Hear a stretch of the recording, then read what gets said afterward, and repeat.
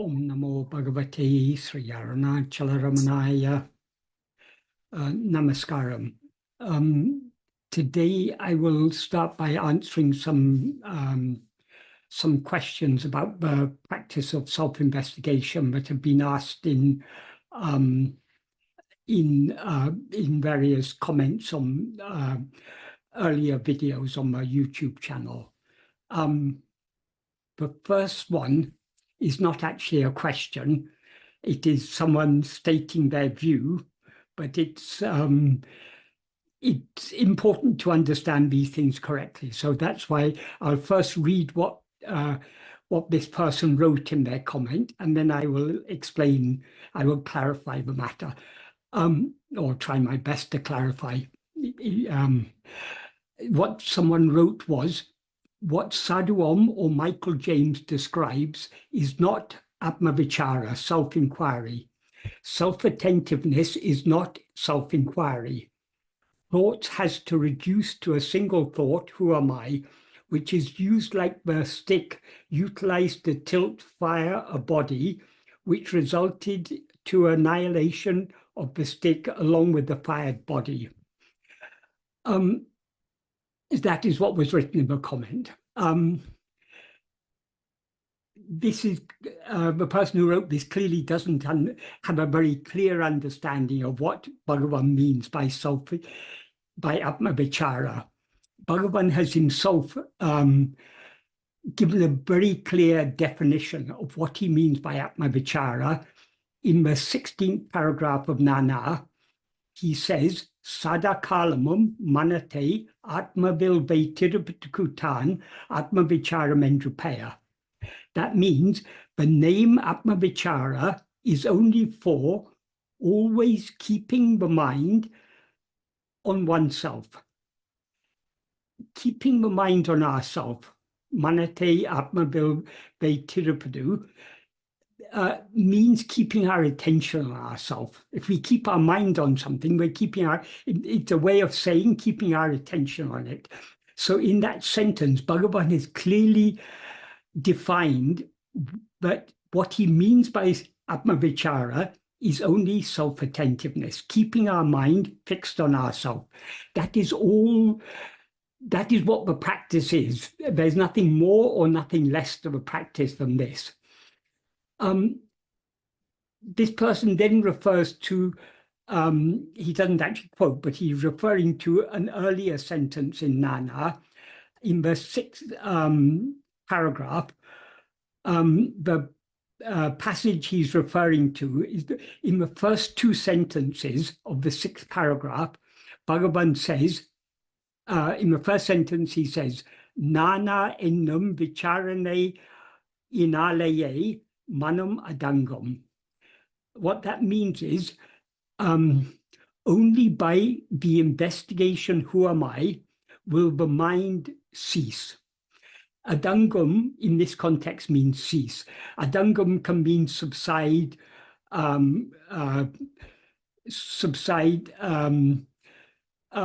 disappear, or become quiescent. If there's a storm, when the storm subsides, when the storm becomes quiescent, that is a dangam. But in this context, Bhagavan is using the verb adangam to mean cease. He's talking about the permanent cessation, because obviously the mind ceases every night when we fall asleep, but that's only a temporary cessation. That's only manolaya. So the cessation of mind that Bhagavan is talking about here is the permanent cessation, manonasa. So he says only by Atma-vichara will the mind cease. The term he uses for, he doesn't say Atma-vichara, he says Nana ennum vicharane. Vicharane means vichara, investigation. Nana ennum means that the investigation called who am I. In other words, the investigation who am I. So we are to investigate. What we are investigating is who or what we actually are. And this is the only means to bring about the cessation of mind. as I said, elsewhere in Nana, Bhagavan defines what he means by vichara is keeping our mind fixed on ourselves. So when he talks about the investigation, who am I, he's referring to that practice of keeping our mind fixed on ourselves, keeping our attention fixed on ourselves. And when he says vicharane inal means by vichara, but he puts a double emphasis on it. That is, he uses an intensifying suffix a twice, vicharane inaleye. That is a very emphatic way of saying only.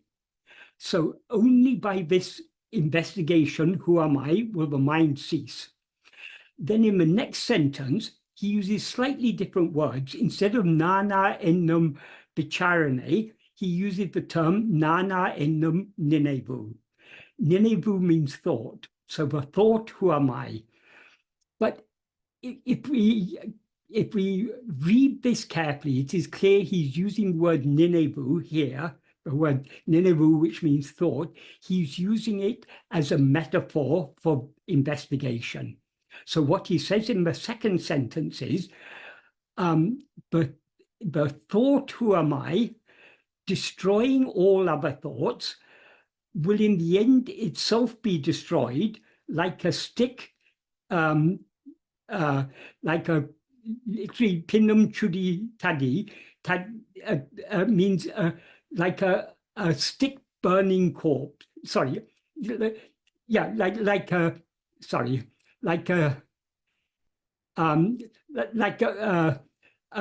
corpse burning stick. What he means by corpse burning stick, when bodies are cremated in India, traditionally, cremation is done on an open funeral pyre. So the fire is lit and the corpse is on top of the fire. To ensure that the corpse is fully burnt, a stick is used. So if anything on the pyre falls off, if any burning embers fall off, or if any parts of the body fall off, they're pushed back into the fire so that the fire consumes the body fully. But when a stick is used like that, it will catch fire because it's being used to push things back into the fire. So the stick will be burnt. The end of the stick that is in contact with the fire will be burning, and eventually, when the corpse has been burnt fully, that stick is discarded, it's put into the fire, and that is also consumed. So that is the analogy Bhagavan uses. So the basic idea here is the thought, who am I, will destroying all other thoughts, will in the end itself be destroyed. So what does he mean by the thought, who am I?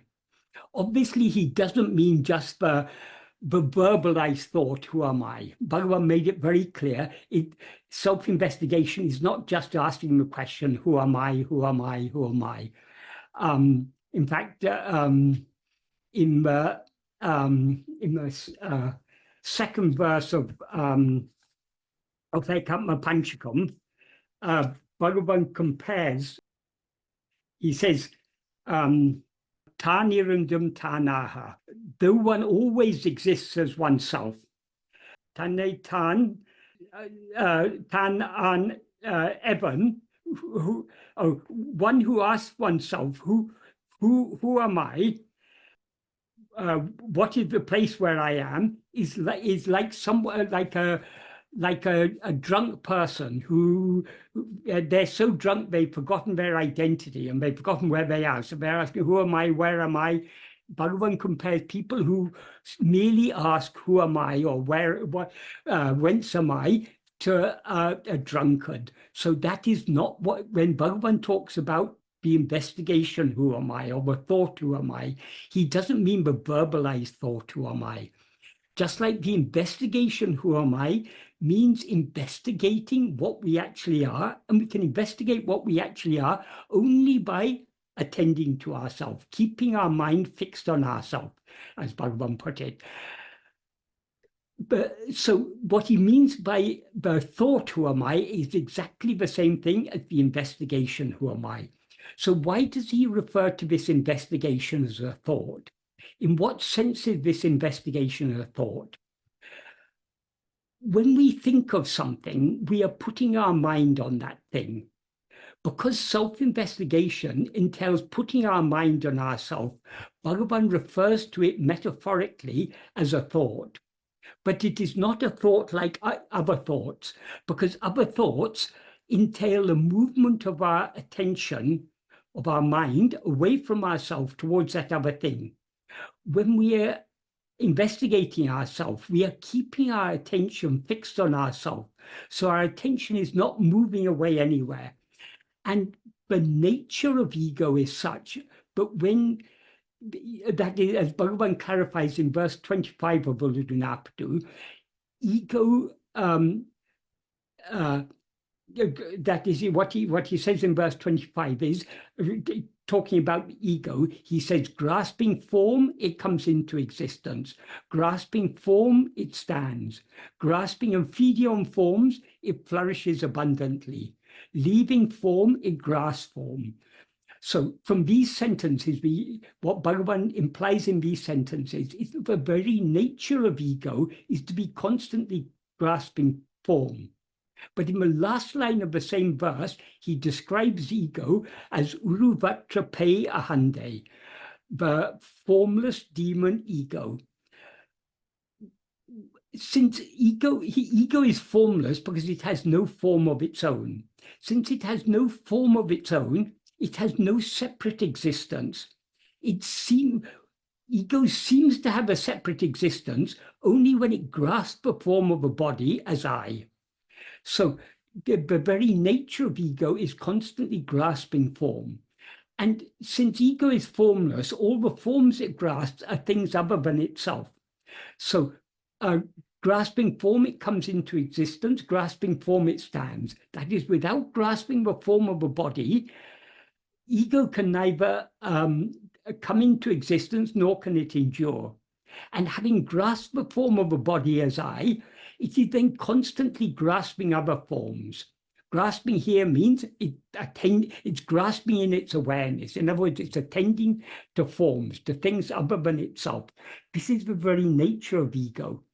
But if instead of grasping any form, if ego tries to grasp itself, in other words, if it turns its attention away from all other things back towards itself, what happens? That Bhagavan expresses in that verse as Tedinal otum pidicum. If seeking, it takes flight. Tedinal, if seeking, implies if ego seeks its own reality. In other words, if ego investigates, who am I? If it investigates itself to see what it actually is, otum pidicum. Otum pidicum means it takes flight, it runs away. So the implication of this verse is that the nature of ego is to rise, stand, and flourish by attending to things other than itself, but to subside and dissolve back into its source by attending to itself. So though he describes in this passage of Nana, in the second sentence of the 6th paragraph of Nana, though he describes the investigation as a thought, it's a thought unlike all other thoughts. It's a thought in the sense that we are directing our mind or attention towards ourselves. So in that sense, it's a thought. But whereas all other thoughts are a directing of our attention away from ourselves towards other things, and thereby that very act of attending to anything other than ourselves, thinking about anything other than ourselves, is a mental activity. Whereas thinking about or attending to ourselves is a cessation of mental activity. Because as Bhagavan explains in that verse 25 of Uludunapadu, ego rises and stands and flourishes by grasping form. But if it tries to grasp itself, if it investigates itself, if it seeks to know who am I, it thereby takes flight. That means it subsides and dissolves back into its source. So that is what Bhagavan is implying here. He says here, the thought, who am I, that means the investigation, who am I, destroying all other thoughts, will in the end itself be destroyed. Why does he say it will be destroyed? Because the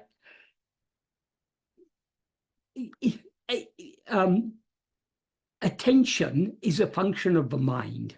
That is, only in waking and dream can we attend to anything. Because in waking and dream, having risen as ego, we have projected all this multiplicity. But we can't be aware of all these many things equally all the time.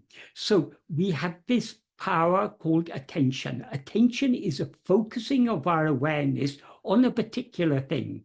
So if we attend to something, if we're reading a book, we've got our mind fixed on what's written in the book. We've got our attention fixed on it. That means we are focusing our awareness on what is written in the book. So even if there are so many things going on around us, if we're really interested in the book we're reading, we will not be distracted by any amount of noise and things that may be happening around, because we're so interested in that. That is what is meant by keeping our mind fixed on something. But so long as our mind is fixed on anything other than ourself, that is a mental activity. When our mind is fixed on ourself alone, that is a cessation of mental activity. As he says, by this investigation, manam adangam, the mind will cease. That means the mind will subside and dissolve back into its source. So by this investigation, or metaphorically thought, who am I? In other words, by investigating what we are, by keeping our attention fixed on ourselves, this effort to attend to ourselves will in the end be destroyed. That is, having destroyed all other thoughts, it itself will be destroyed, because attention cannot remain without the mind, without ego. That is, who is it who is attending? It is ourself as ego who are attending. So the attention can remain only so long as ego remains. So by attending to ourself, we bring about the dissolution of ego. And with the dissolution of ego, it's also brought about this effort to attend. That is, where does ego dissolve? Ego dissolves in its source. Its source is our own being. And the nature of our being is pure awareness. So ego dissolves in pure awareness. When we dissolve in pure awareness, that means we remain as pure awareness. As pure awareness, we are not aware of anything other than ourselves. So we don't need to make any effort to attend to ourselves. We just know ourselves just by being ourselves. As Bhagavan says in verse 26 of Upadesha, Tanai iritle, tanne aridalam. Being oneself alone is knowing oneself. Tani rendatradal, because oneself is devoid of two. That is, there's no two selves, one self to know the other self. We can know ourselves only by being ourselves. Being ourselves means, of course, we are always ourselves, but what Bhagavan implies there by being ourselves means being as we actually are without rising as ego. And we can be as we actually are without rising as ego only by attending to ourselves. So by attending to ourselves, we bring about the subsidence and dissolution of ego. As soon as ego is dissolved, its attention is dissolved along with it. So this investigation must continue so long as there is ego. The investigation will automatically end when ego ends, because when ego ceases, what then remains is pure awareness. And pure awareness obviously doesn't need to investigate itself, because it always knows itself just by being itself. So it seems that the person who asked this question has got an idea that the thought, who am I, means thinking the words, who am I. That is not what Bhagavan means. What he means by the thought, who am I, is self-attentiveness.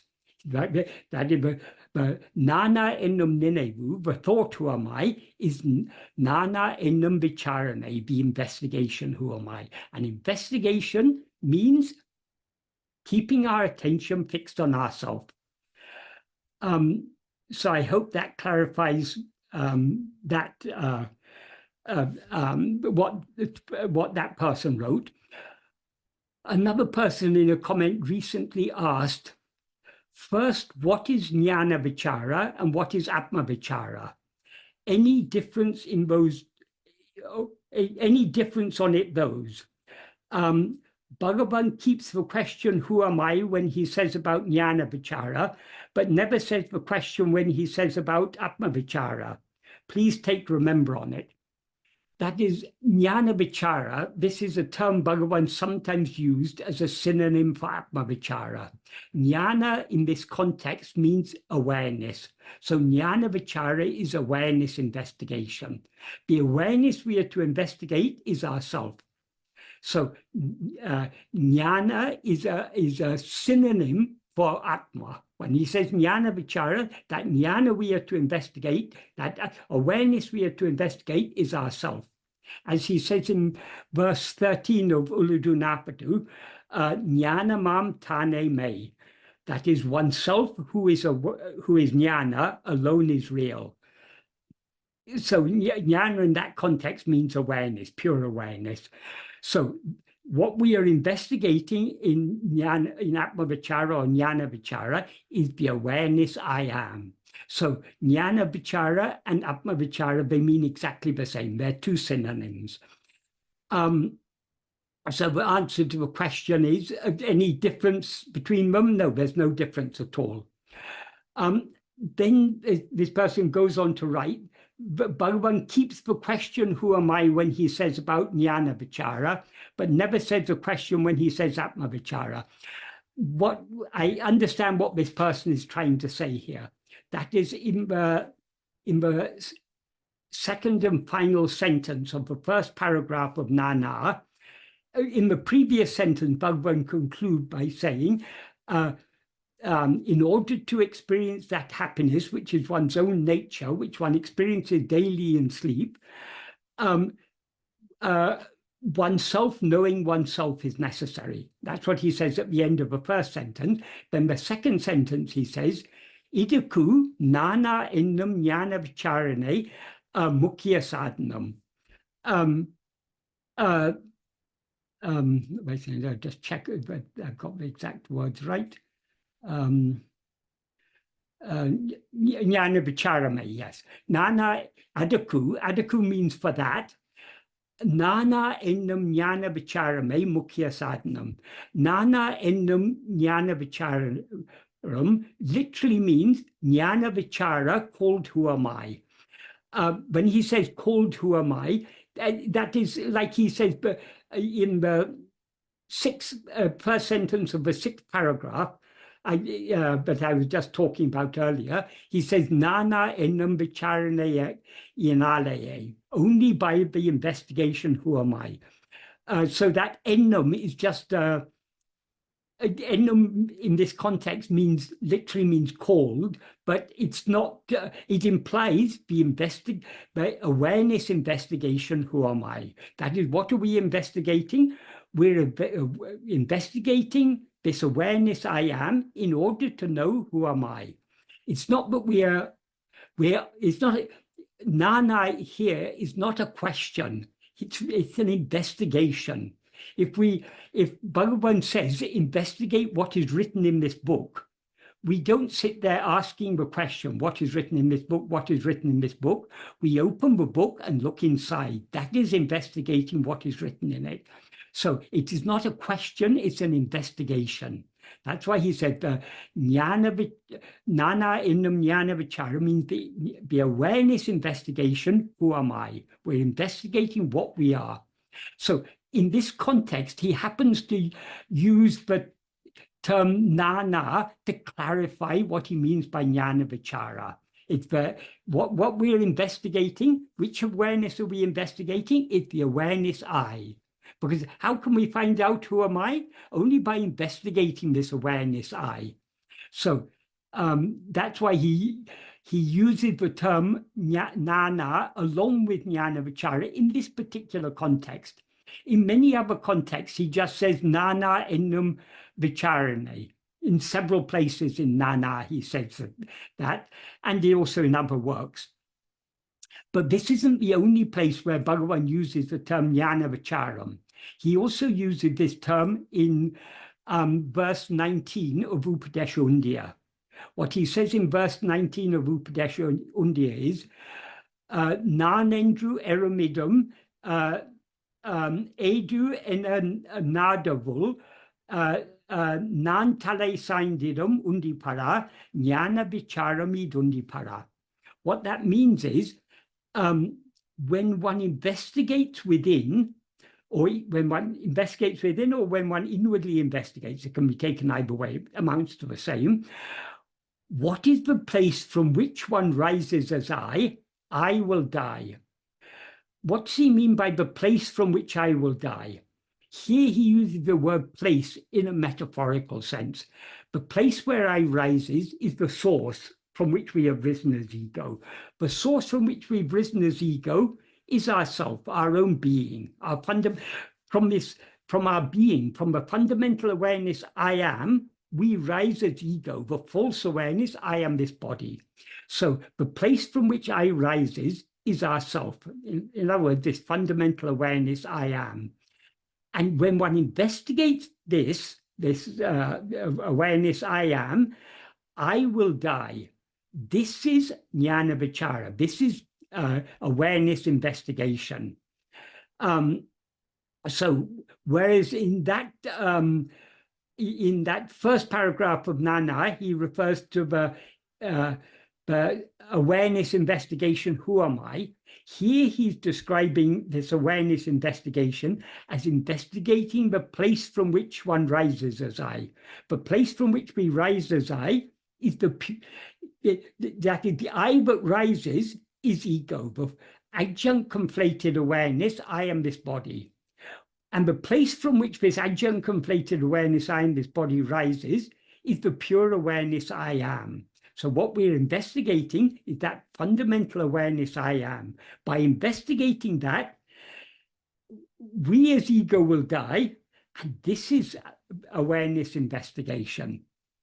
So as I say, whenever Bhagavan uses the term Jnana-vichara, awareness investigation, it's a synonym for Atma-vichara. Bhagavan doesn't recommend that we investigate anything other than ourselves. Bhagavan's teaching is all about investigating and knowing what we actually are. So it's only ourself that we are to investigate. And the self that we are to investigate is this fundamental awareness I am, because this is what we actually are.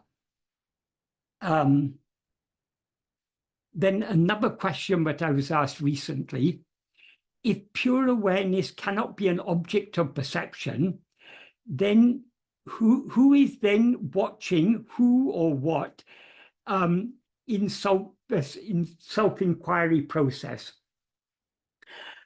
That is, this is referring to something I often say, that pure awareness cannot be an object of perception. That is, we cannot know pure awareness as an object. As Bhagavan clarified, we cannot know pure awareness except by being pure awareness. Pure awareness is what we actually are. So when we know ourselves as we actually are, we are not knowing, we know ourselves as pure awareness just by being pure awareness. But when we are practicing self-investigation, self-inquiry, we at that time we are not experiencing ourselves as pure awareness, because it's only when we experience ourselves as ego that self-investigation is necessary. So now we are aware of ourselves as this adjunct conflated awareness, I am this body. So what is aware of itself as I am this body is ego. So ego is what is to investigate itself. So the question, who then is watching who in the self-inquiry process? It is ego watching itself. But ego, as I say, is an adjunct conflated awareness. It's the conflation of the fundamental awareness I am and a set of adjuncts, namely this body. what we are investigating when we investigate who am I, we are not investigating any of the adjuncts. We are investigating the fundamental awareness I am. So we as ego are watching our own being, so to speak. We are watching what we essentially are, which is this fundamental awareness I am. When we watch it or attend to it carefully enough, we thereby subside and dissolve into that fundamental awareness I am. And when we dissolve in that, we remain as that. And that fundamental awareness I am, bereft of all adjuncts, is pure awareness. So we know pure awareness just by being pure awareness. There are a few other questions on the subject of the practice of self-investigation, but if you've already got some questions coming in, I can perhaps keep those for some other time. Shalini, do you have any questions coming yet?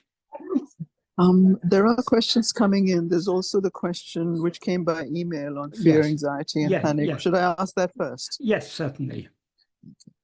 So the question is, how can we live in this life without fear, anxiety, or panic? I have not understood the rope and snake analogy, though I have checked many sites. Please throw some light on this. Okay. This is two questions. I'll answer one by one. How to live in this life without fear, anxiety, or panic? We cannot live without fear, anxiety, or panic so long as we rise as ego. That is, so long as we rise as ego, we may not always be experiencing fear, anxiety, or panic, but we are always susceptible to experiencing them. Now, probably at this precise moment, none of us are experiencing any particular fear, anxiety, or panic. But if circumstances can change at any time, we can suddenly get a heart attack, or there can be a terrorist attack, or so many things can happen, or we can be just walking down the street and we suddenly see a car veering towards us. So many circumstances are there that can create fear in us, that can create anxiety or panic. Even if we're not in a particularly fearsome immediate situation, often people are anxious. They're anxious about the circumstances of life. They may be anxious about their health. They may be anxious about their precarious financial position. They may be anxious about they may experience social anxiety. They may feel anxious when in company, or they may, there's so many types of anxiety that people have. And anxiety or fear can bring on panic. So all of these things, none of us are immune to these things. Maybe some of us are more susceptible to some of these things than others, but we are all susceptible to these things. So, but we can only experience fear, anxiety, or panic in the waking state or dream state. We never experience any fear, anxiety, or panic in sleep. Why is that? Fear, anxiety, or panic are only experienced by us so long as we rise as ego. So long as we rise and stand as ego, we identify ourselves as a body, and consequently we are susceptible to all these emotions, fear, anxiety, panic, and so many other things. We become susceptible to these because of our identification with ourselves as a body. Because this body is obviously a very vulnerable thing. It's born, it grows up, it lives a few years in this world, and sooner or later death is going to come. In the meanwhile, it's susceptible to so many conditions. It's susceptible to disease. It's just susceptible to excessive cold, excessive heat, hunger, thirst. So many things it's susceptible to. So long as we identify ourselves as a body, we are not immune to fear, anxiety, or panic. So in sleep, as I say, we don't experience fear, anxiety, or panic. But that is because we have not risen as ego. But in sleep is only a temporary dissolution of ego. It is what is called manolaya. It is a temporary dissolution of mind. If we want to be eternally free of fear, anxiety, or panic, we need to be eternally free of ego. And we can be eternally free of ego only not in a state of manonasa, which is, sorry, in a state of manolaya, which is a temporary state, a temporary dissolution of mind. We need permanent dissolution of mind. Permanent dissolution of mind is what is called manonasa. And the means to achieve manonasa is self-investigation. As I've referred to earlier, as Bhagavan says in the first sentence of the 6th paragraph of Nana, only by the investigation, who am I, will the mind cease. There, as I say, the cessation he's talking about there is not the temporary cessation that we experience in sleep or in any other such state. It is the permanent cessation that can be brought about only by investigating ourselves. Why is it that self-investigation is necessary? Because the root problem is ego. It's only for ego that there's fear, anxiety, or panic. Ego is a false awareness of ourself. That is, as ego, we are always aware of ourselves as I am this body. But this body is not what we actually are. So this is the ego is a false awareness of ourself. This false awareness of ourself, which is what is otherwise called avidya, ignorance, can be removed only by vidya, by knowledge. Knowledge in this context means awareness of ourself as we actually are. And we can be aware of ourselves as we actually are only by investigating ourselves. So if we want to live in this life without fear, anxiety, or panic, we need to live in this life without ego. And to live in this life without ego means we need to investigate what we actually are. So I hope that answers the first question adequately. The second question is about the rope and snake analogy. This person said they've not understood it. That is, the snake rope analogy is that we may see a rope. Supposing in the dim light of dusk, we're walking along a path and we see something lying on the ground ahead of us. What is lying there may actually be a rope, but because of the dim light, we can't see clearly what it is. Because we don't see what it is, we can easily mistake it to be something else. So the rope may look like a snake. So we mistake the rope, what is actually a rope, we mistake to be a snake. So what this analogy is illustrating is that is the way in which one thing can be mistaken for another thing, can appear to be another thing. So long as we have that fear, this is a snake, what is lying there looks to us like a snake, though it's actually just a harmless rope. So what this is analogous to, what actually exists, as it's said in the Upanishads, is ekam eva advitiyam, one only without a second.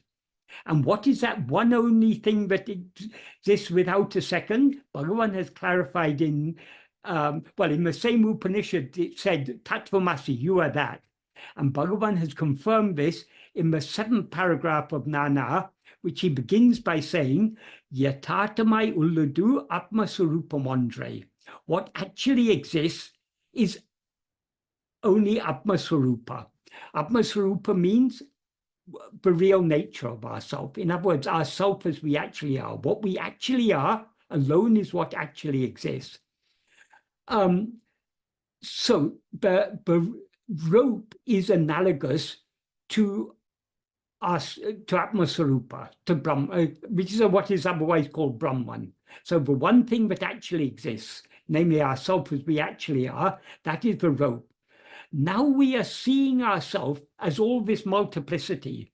So all this multiplicity is analogous to the snake. We are seeing what actually exists is one thing, but we are seeing it as many things. So what is the root cause of this, of seeing the one thing as many? In the case of the rope and the snake, it is under the cover of darkness, but we mistake the rope to be a snake. So it's our ignorance of the fact that it is a rope, but makes it seem to us to be a snake. Likewise, it's ignorance of what we actually are that makes us see ourselves as all this multiplicity. If we knew ourselves as one and indivisible, we would not mistake ourselves to be all these many things. So what is it that is aware of itself as something other than the one thing that actually exists? That is ego. That is what we actually are, is the pure awareness I am. That is the rope. But now we have risen as ego by conflating ourselves with a set of adjuncts as I am this body. So all the multiplicity appears in whose view? Only in the view of ourself as ego. That is, it's only when we identify ourselves as a body, but we see all these other forms. We see this multiplicity of forms. This is what Bhagavan says in verse 4 of Uludunapadu. If oneself is a form, the world and God will be likewise. If oneself is not a form, who can see their forms and how? In other words, forms appear only in the view of ourselves when we mistake ourselves to be a form. In other words, forms appear only in the view of ourselves as ego. Forms are what create the appearance of multiplicity, because every form is separate from every other form. And in this context, form doesn't just mean physical forms. Any phenomenon of any kind whatsoever is a form. That is, anything that can be distinguished from any other thing is a form. So all these forms appear only when we mistake ourselves to be the form of a body. So the root cause of seeing ourselves as all this multiplicity is that we have risen as ego. So the solution to this problem is to investigate ourselves and find out what we actually are. When we know what we actually are, we will no longer mistake ourselves to be anything else. We no longer mistake ourselves to be this myriad of this multitude of phenomena. So just like if you look at this snake carefully enough, you will see it's just a rope, and thereby your fear of the snake will go.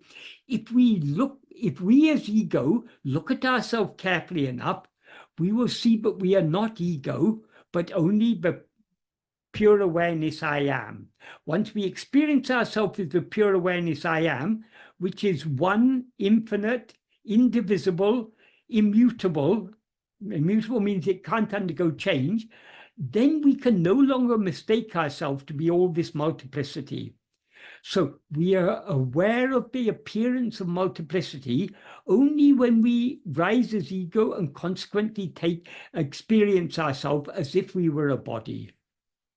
So, but in this analogy, the rope is what is real, and the snake is what it appears to be. This is analogous to the fact that what is real is only ourself, the pure being awareness I am. Satchit, that is the rope.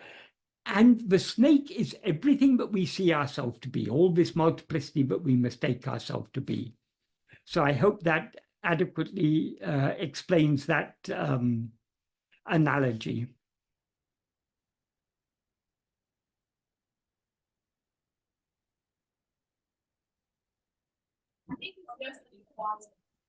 I'll just ask some of the questions. Right.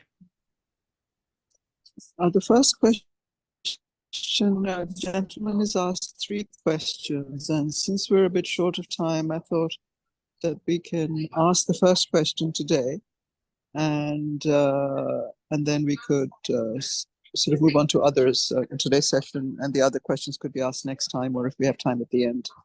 So the question is, in a recent podcast, while discussing death and Bhagavan's response to it, you mentioned that survivors grieving for the departed are essentially grieving for themselves because they are mourning the loss of their attachment to a body they can no longer see. Bhagavan seems to respond in a unique way whenever the news of death is discussed. Could you elaborate on this further, please? There's one yeah, I mean, obviously Bhagavan didn't always respond in exactly the same way. But one thing that is very well known, I think if I remember correctly, it's recorded in talks, or it may be in day by day, but I think it's talks. When news of someone's death comes to the ashram, and Bhagavan is informed about the death of some person, Bhagavan said, good, the dead are happy. They are free from the troublesome overgrowth. That's how it's put in English. I think by overgrowth, it means the superimposition, the adjunct this body. So when this body dies, we are free of this burden that we've been carrying. So Bhagavan said that either on that occasion or some other occasion, Bhagavan often said, the dead are happy. They are free from the trouble of carrying this body. When we mourn for death, for the death of our loved ones, we are actually mourning for our own loss. But if we are able to appreciate that actually that person is free of a great burden, we should be happy for them. Rather than grieving for ourselves, we should be happy for those who have died. But generally, I mean, when we grieve about death, we often grieve not only, I mean, for example, supposing a young person passes away and they may leave a young husband or wife and young children. We grieve for the circumstances of those who survive, but for the one who has died, they are free of all troubles. So that is because we identify ourselves as this body, death for us seems to be a very big thing. Because when throughout our life, we live this life with this identification. I am such and such a person. I am Michael, or I am whoever. We so much identify with this person whom we now take ourselves to be. When death comes, this person comes to an end. But when Michael dies, there'll be no more Michael. It'll be finished. So, but because we identify ourselves with this particular person, death seems to us to be a big thing. But as Sri Krishna says in the Gita, this body is just like a shirt. When one shirt gets worn out, we take off the old shirt and we wear a new shirt. That's what Bhagavan implies. We are lucky, at least for a short while, we are free of the burden of this body. But if we are not free of the burden of ego, then we will be born again and have to go through the whole process again. That's why Bhagavan's teachings were focused on the need to bring about the death of ego. The death of the body is just like sleep is a temporary relief from all the troubles we experience in waking and dream. Sleep is also a temporary relief, but it's only temporary because so long as ego survives, we will continue projecting and experiencing one body after another as I. So the root problem is ego. So the death that we should all be seeking is not just the death of the body. If we are suffering in this life, we may sometimes feel inclined to give up this body. That's why people commit suicide. When the suffering is too much for them to bear, they think a solution lies in getting rid of the body. But that is not a real solution, because the body is, as Bhagavan said, the body is innocent. Bhagavan said people who do severe austerities, or people who try to commit suicide, they are punishing the body for what is not the body's fault. He said it's like if a criminal is sitting in a chair, instead of that criminal deserves a beating, but instead of beating the criminal, if you beat the chair, that's of no use. So what Bhagavan meant by that analogy is the culprit, the wrongdoer, is ego. It's not the body. So merely putting an end to the body is not a real solution. But suicide that we should all be striving for is the death of ego. And since ego is a false awareness of ourself, it can be destroyed only by correct awareness of ourself. That is why Bhagavan's teachings are all about this practice of self-investigation, because only by this practice of self-investigation can we bring about the death of ego. As again, we come back to that sentence I was referring to, the first sentence of the 6th paragraph of Nana. Only by this investigation, who am I, will the mind cease. Cease in such a way that it'll never rise again, is the implication. So that is the death for which we should all be seeking, and that is the death that is really to be rejoiced. So I hope that's an adequate answer to that question. Yes.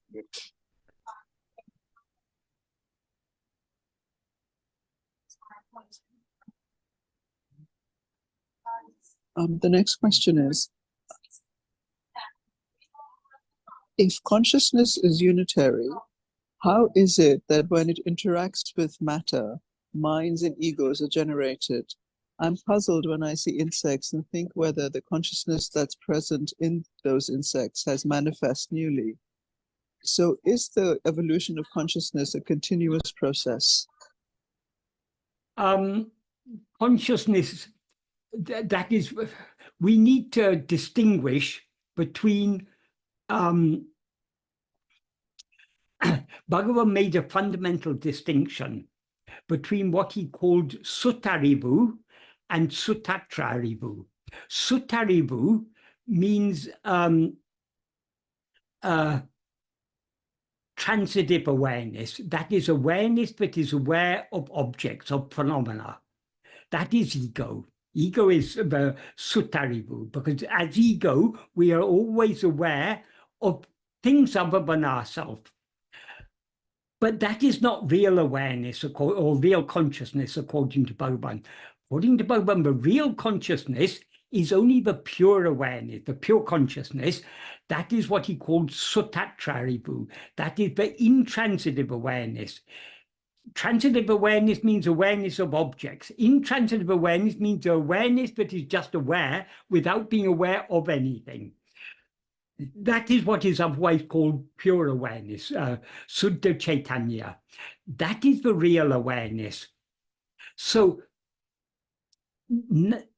as ego, we are aware of ourselves as I am this body. So we see so many other bodies, and those other bodies seem to be very similar to our body in that they seem to be perceiving the world and interacting with the world. So it seems to us that there's consciousness in other people, there's consciousness in animals, there's consciousness in insects, but all that consciousness that we see in others appears only in the view of ourself as ego. So, and this ego that is the two defining characteristics of ego are, firstly, as ego, we are always aware of ourselves as I am this body. And because we're aware of ourselves as I am this body, we are consequently aware of the appearance of many other things. But this is false awareness, because what actually exists is only one thing, namely our own being, our own fundamental awareness I am. That alone is what actually exists. But we are seeing this one thing as all these many things. So the questioner referred to the unitary nature of consciousness. Yes, consciousness is unitary. There's only one consciousness. But so long as that consciousness sees the appearance of multiplicity, it is not seeing itself as it actually is. So the consciousness that sees the appearance of multiplicity is ego. So in order to see ourselves as unitary, as one without a second, ekkameva advitiyam, we need to turn our awareness that we're now directing outwards to see other things. We need to turn that awareness back within. In other words, we need to focus our attention on ourself, on our own being, on this fundamental awareness I am. If we do so, to the extent to which we attend to ourselves, our attention is thereby withdrawn from other things. So we will, if we attend to ourselves keenly enough, we will thereby cease to be aware of anything other than ourselves. When we are not aware of anything other than ourselves, then we are aware of ourselves as pure awareness. As soon as we recognize that what we actually are is just this pure awareness, ego, the false awareness I am this body, will thereby be destroyed. And having once experienced ourselves as that pure awareness, that is the destruction of ego. So what then remains is ourself alone as pure awareness. Then there will be no appearance of multiplicity. We will no longer see ourselves as this world of multiple phenomena, so many different bodies, so many animate and inanimate objects. So if we have any questions about consciousness, awareness, what do we need to investigate? We need to investigate ourselves, the awareness in whose view all these other things appear. So asking questions about insects or about others is of no use, because these are all objects of awareness, things that we are aware of. We need to investigate the awareness itself. In other words, we need to investigate ourselves by turning our attention within and thereby subsiding and dissolving back into the fundamental awareness I am, which is what we always actually are. I hope that's an adequate answer to that question.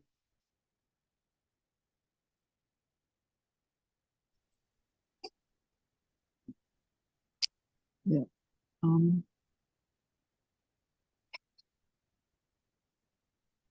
The next question is, why is pure awareness not aware of anything, if it is possible to say anything about that pure awareness? Pure awareness is alone what actually exists. So it cannot, there is nothing other than itself for it to be aware of. This is what Bhagavan says in verse 27 of Upadesha Undiyar. What he says in that verse is, wait a second, I'll see if I can get the verse.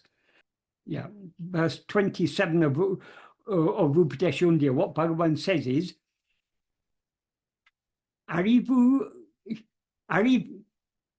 Arivariyamayum atra arive arivahum unmeidu undipara arivada kondrile undipara. What that means is, the first sentence is Arivu ariyamayum atra arive arivahum. Arivu is a Tamil word that means it means both awareness and knowledge. So I'll use the word arivu because to make it clear what Bhagavan is saying here. The opposite of arivu is ariyame. So if arivu is knowledge, ariyame is ignorance. So the arivu, which is devoid of arivu and ariyame, alone is arivu. What he means by that is the awareness that is devoid of knowledge or ignorance of anything other than itself alone is the real awareness. This is he's talking here about pure awareness, because there's nothing other than pure awareness for it to know, as he says later on. So that awareness that is devoid of knowledge or ignorance of anything other than itself is the real awareness, is the implication. Why is it devoid of Bhagavan says it's not only devoid of knowledge of anything else, it's also devoid of ignorance of anything else. The reason is because there's nothing else for it either to know or to not know. That is, ignorance is a state of not knowing, but you can be said to be ignorant only if there's something for you to know. But if there's nothing to know, you can't be said to be ignorant. So that awareness that is devoid of knowledge and ignorance, in other words, knowledge and ignorance of anything other than itself, that is alone is the real knowledge, is what Bhagavan implies. Then he says, Unmeidu, this is the reality, or this is what is real. That is this awareness that is devoid of any knowledge or ignorance of anything else, that is alone the real knowledge. Why is that? The last sentence is important here. Arivadaku ondruile. There is nothing to know. That is, if anything other than ourself existed, we could be said to either know it or not know it. But pure awareness alone is what actually exists. So pure awareness neither knows anything else, nor does it not know anything else, because there's nothing other than itself, either for it to know or for it not to know. So that is why pure awareness alone is the real awareness.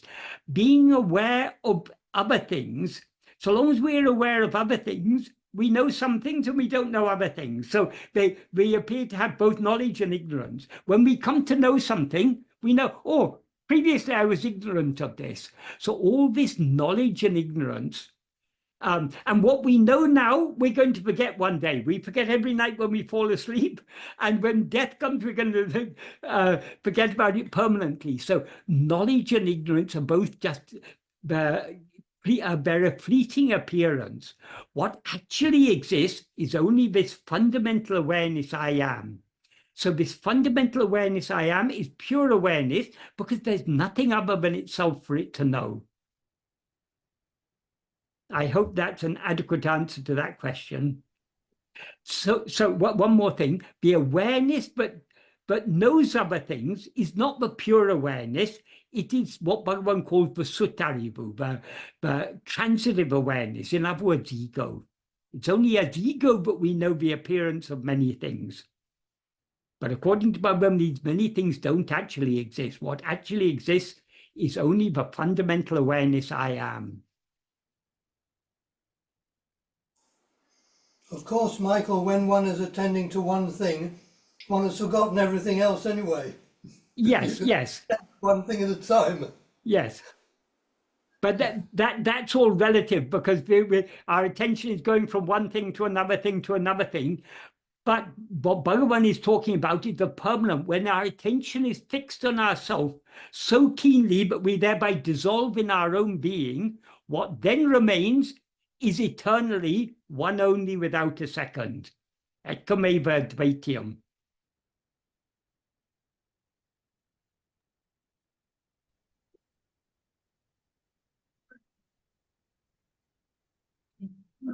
Yes, the next question is, I recently listened to an interview with Sam Altman, conducted by Ezra Klein. And Altman stated, it is a little depressing, but if you can just let this one idea go, that there is a special self, there is an Ezra that controls all of this, and just say there's nothing here, it's just the system, and it has the side effect of me thinking I'm an Ezra, then it all kind of works. This seems to me at odds with Bhagavan's teachings. Could you please elaborate on how? Right, okay. This particular question I was sent before the meeting, and I suggested to the person to ask it during one of the meetings. Because I received it, I did some, I wanted to understand the context in which Sam Altman said this to understand more fully. This was an interview that was on a New York Times podcast. The interviewer was a person called Ezra Klein, and Sam Altman is again, I didn't know who Sam Altman was until I found out. He is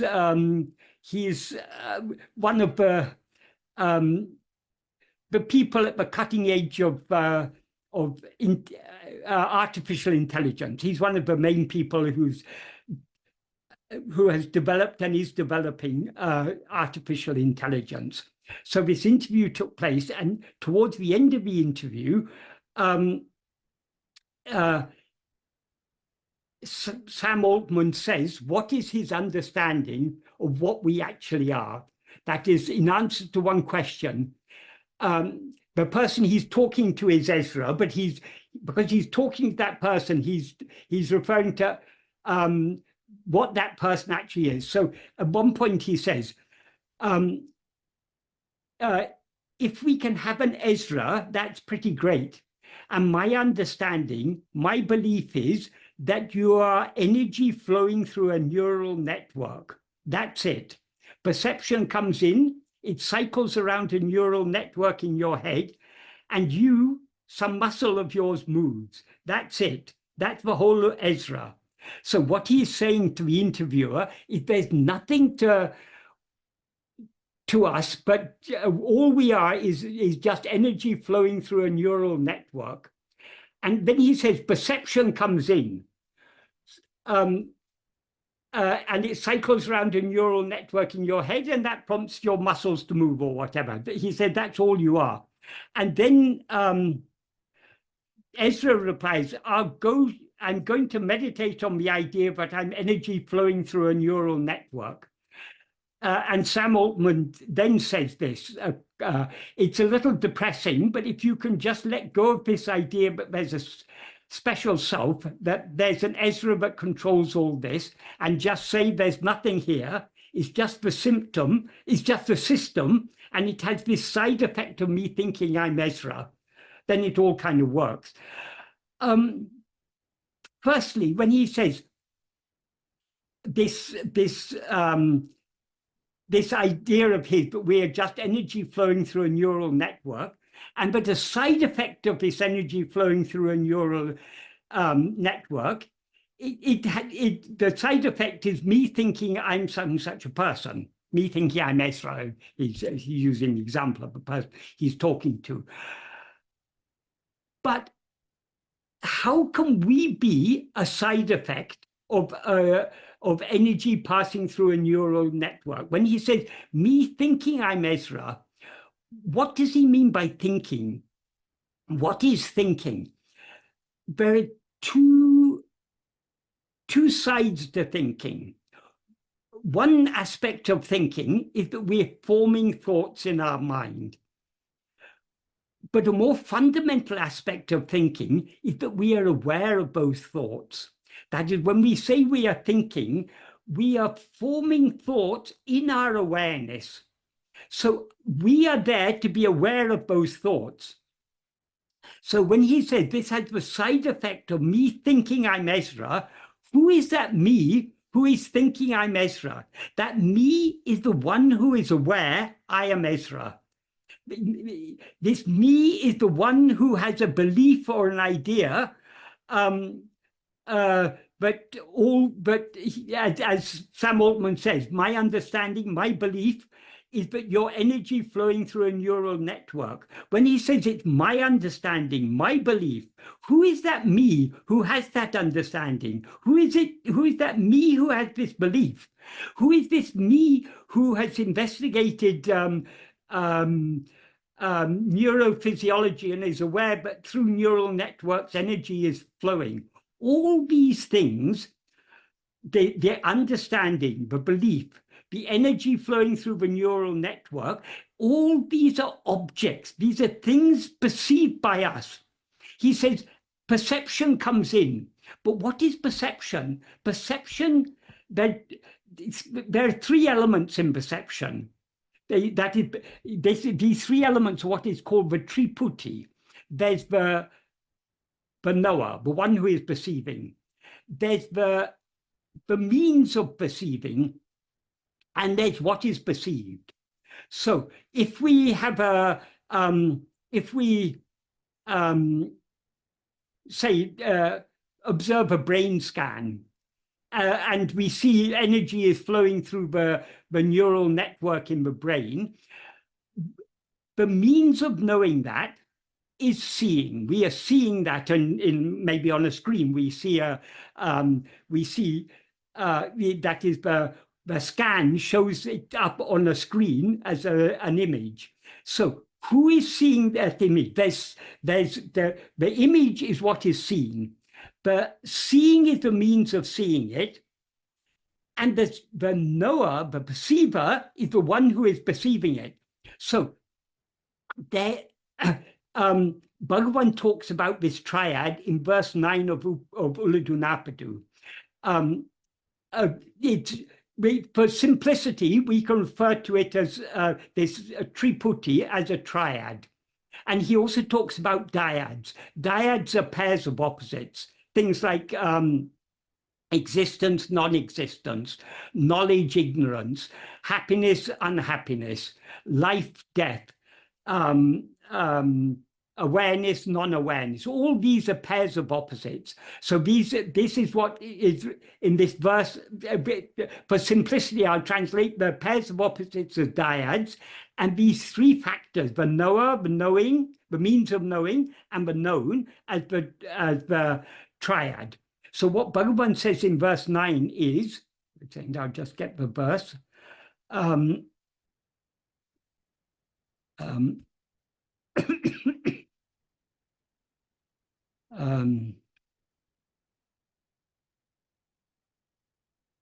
What he says is, dyads and triads always exist holding one thing. He doesn't specify what that one thing is, but he did explain. But what the one thing he's referring to here is ego. So dyads and what does he mean when he says dyads and triads exist always holding one thing? That is, in this context, holding one thing means depending on one thing. There's one thing on which all dyads and triads are dependent. The dyads, as I say, are the pairs of opposites, such as existence and non-existence, life and death, awareness and non-awareness, knowledge and ignorance, happiness and unhappiness, good and bad, liberation and bondage. All these are pairs of opposites. These are things known by us. So without ego, there wouldn't be, or we couldn't know all these pairs of opposites. And as far as the triad is concerned, there couldn't be anything known without a means of knowing it. So what is known depends upon the means of knowing it. And there couldn't be anything known or any means of knowing it without a knower. So both the things that are known and the means of knowing them depend upon the knower. And the knower is ego. So that's why Bhagavan says dyads and triads always exist holding one thing. They always depend upon ego. And then he goes on to say, if one sees within the mind what that one thing is, they will slip off. Why is that? That is, as I say, that one thing is ego. So if one sees within the mind what that one thing is, means if we turn our attention back within to see who am I, in whose view all these dyads and triads seem to exist, they will slip off. Why will they slip off? Because, as Bhagavan clarified elsewhere in Ulladu Napadu, when we turn our attention away from all other things, back towards ourselves, to see who am I, this ego will thereby subside. And when ego subsides, everything else subsides along with it, because everything else exists only in the view of ego. So since the dyads and triads exist only in the view, since they depend upon ego because they exist only in the view of ego, when we investigate what this ego is, ego will thereby subside, and therefore dyads and triads will subside along with it. In other words, they will cease to exist along with it. And then he goes on to say, only those who have seen the reality. It means only those who have seen what remains after ego has ceased to exist are those who have seen the reality. They will not be confused. That is, we are confused so long as we see multiplicity. When we see the one reality that underlies the appearance of multiplicity, which is the one reality that underlies the appearance of ourself as ego, then we will not be confused. So coming back to this passage, when Sam Altman says perception comes in, that is, you've got energy flowing through a neural network, that's all there is, then perception comes in. How can perception come in without a perceiver? There must be something that is perceiving. And this energy flowing through the neural network and the process of perception all exists only in the view of the perceiver. Without a perceiver, there couldn't be perception. And without perception, we wouldn't know anything about energy flowing through a neural network. The very idea that energy is flowing through a neural network is an idea that occurs in the mind of the one who is perceiving it, or the one who is believing it, the one who is understanding it. So this is a fundamental error made by materialists in general. They assume that the material world is as it appears to be, and they think that consciousness is somehow something that emerges from this material world. But how can it be? Because all material things exist only in the view of something that is conscious. So consciousness has to be more fundamental than anything that is known to consciousness. This material world, which includes the body and the neural network and the energy flowing through it, we cannot even say that this material world exists or that this body exists. All we can say is that they seem to exist. And why do they seem to exist? They seem to exist because they appear in our view, because we perceive them. So we must exist because without, we couldn't be aware of anything if we didn't exist. But so we are the only thing that certainly exists. We have no evidence that anything other than ourselves actually exists. All we can say is other things seem to exist.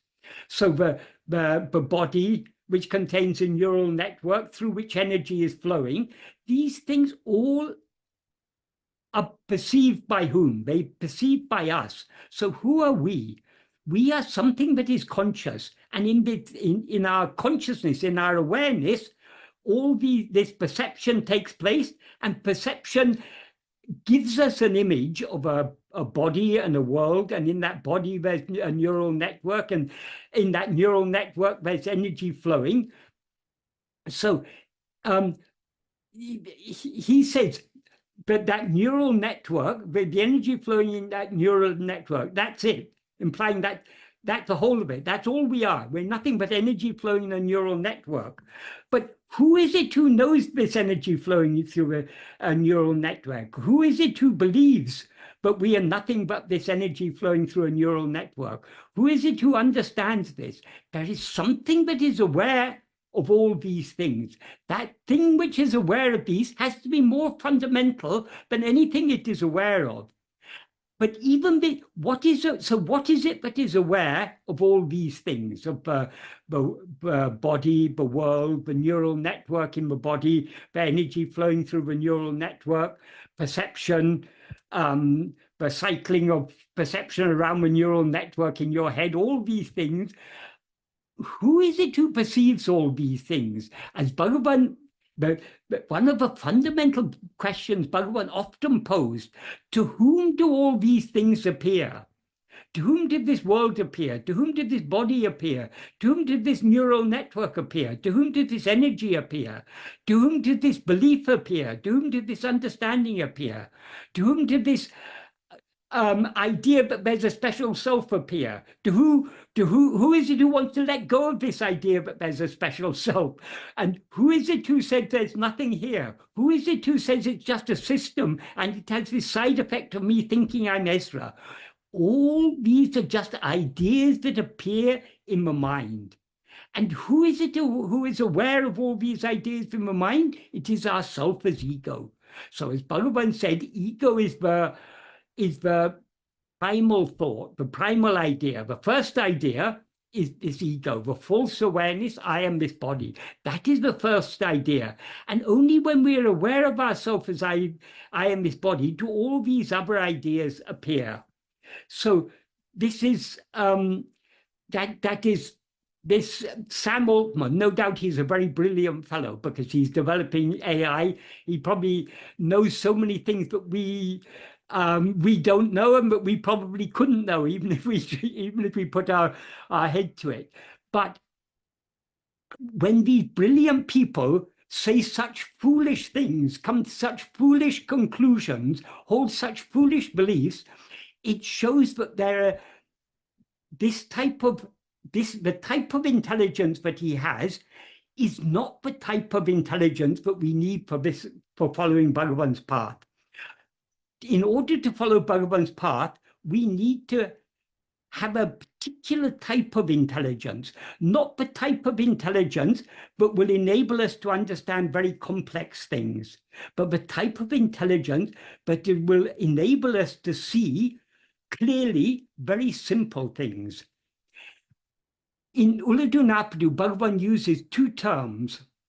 In verse 23, he uses the term nunmati. And in verse 28, he uses the term pondamati. Mati means intellect, in the sense of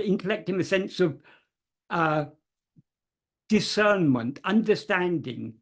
And he says, in verse 23, he says, by this subtle intellect, we need to investigate what is this thing that rises as I. And in verse 28, he says, wait a second, I'll just get the two verses. In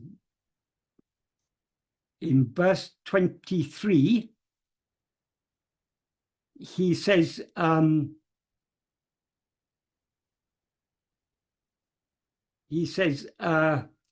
the nan engu erum endru nun matial en. En means, literally en means think, but here it implies investigate or contemplate. Investigate by a subtle mind or subtle intellect, where did this I rise? This I is referring to ego. So where does it rise? It rises from our own being. So in order to distinguish ourselves from all the other things, not only that is the I that rises is the I that knows all other things. So first we need to be able to distinguish I, the knower, from everything that is known. And then we need an even more subtle intellect to distinguish this I that rises from the I that just is. Because this rising I is the adjunct conflate, as he makes clear in the next verse, verse 24, the I that rises, namely ego, is the I that is that mistakes itself to be a body. In other words, it's the adjunct conflated awareness, I am this body. So we need to distinguish in this adjunct conflated awareness, we need to distinguish the real awareness, which is the fundamental awareness I am. For that, we need a nun-mati. Mati we can take as mind, but it also means intellect. So intellect means we have to have a very subtle power of discernment. We need to, in order to distinguish ourselves from all these other things. First, we need to distinguish ourselves as the perceiver from all the things that we perceive. Then we need to investigate this perceiver, and we find this perceiver is that which is the awareness I am mixed and conflated with adjuncts as I am this person. So because it's only when we're aware of ourselves as I am this body, I am this person, but we're consequently aware of other things. So we need such a subtle intellect to be able to discern the distinction between our being, our fundamental awareness I am, and all these other things. We need to distinguish the fundamental awareness I am from the adjuncts with which it's now conflated. But in order to distinguish that, we first need to distinguish between the perceiver and everything that is perceived. That's what's called drik-drisya viveka. But having distinguished the seer from the seen, we then need to, within the seer, we need to distinguish the fundamental I am from the adjuncts with which it now seems to be conflated. So that's what he says in verse 23. And in verse 28, he says,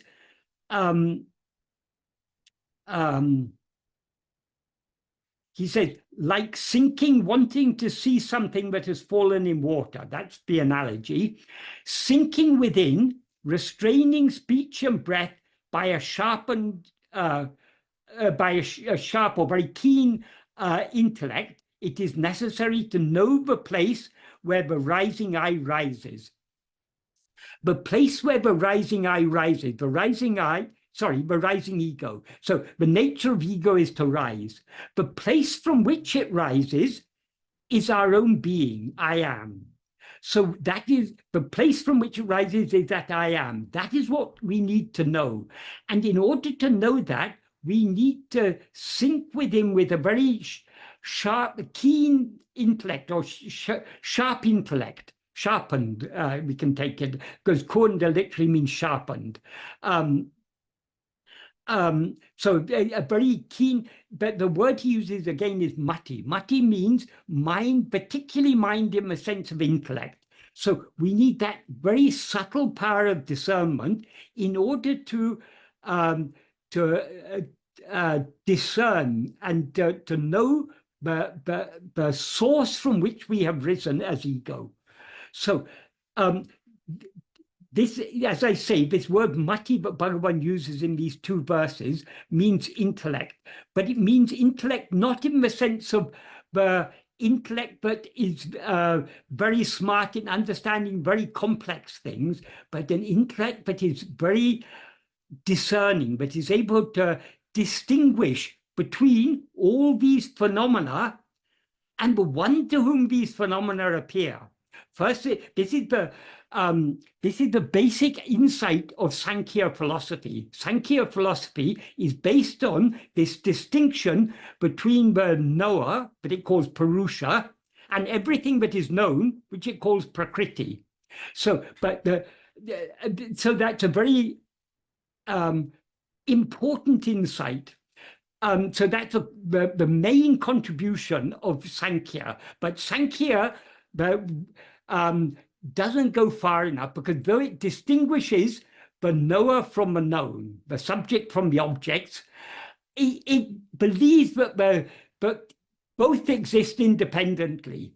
That is, that the Prakriti exists and Purusha exists. The objects exist and the subject exists. Only when these are brought together do we have experience. That's the idea in Sankhya. But Advaita goes deeper than that. It says all that appears only in the view of that which is aware. So it's only in the view of ego, but all this Prakriti seems to exist. So Sam Altman is believing that Prakriti is the only thing. He's completely overlooking Purusha. He's completely overlooking the fact that all phenomena exist or appear only in the view of something that is aware. So that something that is aware cannot be a byproduct of the things it is aware of. That is, things that appear do not exist independent of that which is aware of them. So we need to even if we argue, okay, there is something that is aware, but the There are things that it's aware of exist independently. We've no way of knowing that, because the only access we have to anything other than ourselves is through awareness. It's only because things appear in our awareness, but we believe they exist. But just because something appears in our awareness doesn't mean that it actually exists. When we're dreaming, a body and a whole universe appear in our awareness, and they seem to exist so long as we're dreaming. But when we wake up, we realize, oh, they didn't exist at all except in our mind. It was only in our mind that they exist. So just because things appear, just because things seem to exist, does not mean that they actually exist. The only thing that we can be sure about is ourself as awareness. We must exist, or we couldn't be aware of anything. But then when we understand that we must exist, then we need to consider, what actually are we? Now, so long as we're aware of other things, we seem to be a body. But is this body what we actually are? This body cannot be what we actually are, because this body appears only in waking. In dream, this body doesn't appear, some other body appears to be I. In sleep, we're aware of our existence without being aware of any body or any world. So we to understand this is not something complex. It's something extremely simple. But though it's simple, it's very subtle. And we need a subtle power of discernment. This is what Bhagavan refers to as the nunmati, the subtle intellect, we can say, or the kundamati, the sharpened, the very keen intellect, in order to distinguish, firstly, to distinguish ourselves as the knower from everything else that is known, and then to distinguish within this knower, to distinguish the fundamental awareness I am from all the adjuncts that are now conflated with it. So just because someone has a brilliant intellect for understanding very complex things doesn't mean that they have a sharp or subtle intellect for understanding these very subtle things. This is very well illustrated by this.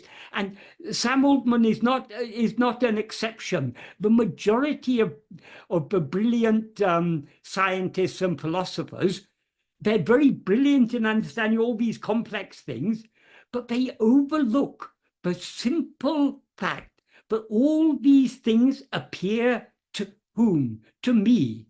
So if all these things appear to me, then surely before I can know the truth of anything that seems to exist in my view, firstly, I need to know the truth, the reality of myself.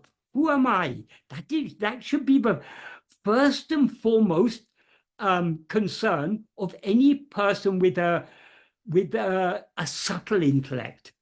So just because we cannot understand all these complex things, but Sam Altman and so many other scientists and philosophers may understand all about, I mean, they understand so many things. Obviously, this development of artificial intelligence, it's extremely complex. But we don't need to know that. What's the use of knowing all that when we don't even know who am I?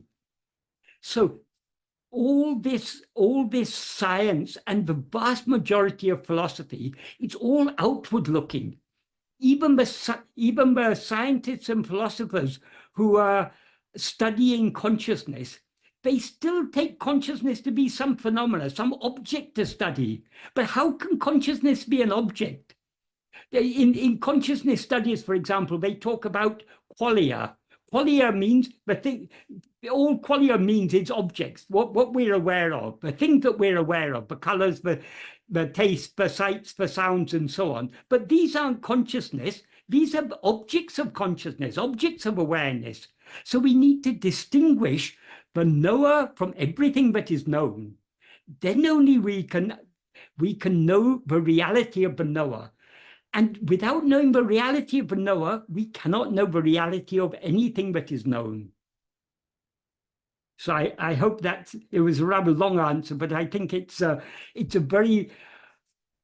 is a very extremely prevalent misunderstanding, particularly among academics, scientists, philosophers, the brilliant people now, the so-called brilliant people, they're very brilliant. I mean, I wouldn't be a match for them in all their science and whatever they're doing, but they lack that subtle understanding that is required for investigating and knowing what we actually are.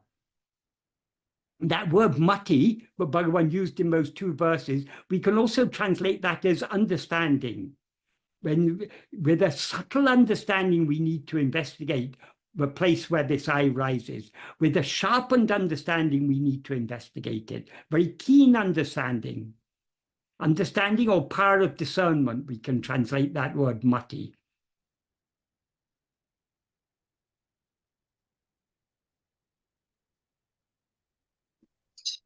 Michael, there are 4 questions. Yes. And I was wondering whether you'd like to leave that for next time. No. We can continue. We can continue. And then there were 2 from the first question. I'll try to keep my answers a bit briefer than my rather long answer to that last question. The next question is, could Michael explain about the heart cave? He never refers to this, probably for some reasons, and its impact on the practice. Bhagavan talks about it in many places, example, Arunachal Mahatmya, Deep Darshan Tattva, and Kavyakant in Ramana Gita Hriday Guharamadhya. All I'm talking about is the heart cave. What I've been talking about today is the heart cave. I've not been using the word the heart cave, but what is the heart cave? The word cave is traditionally used as a metaphor referring to the referring to the heart. And what is the heart? The heart is I am. We ourselves are the heart. The heart is not some object. The heart is what we essentially are. So, for example, in Arunachal Patikam, verse 2, what Bhagavan says in that verse is,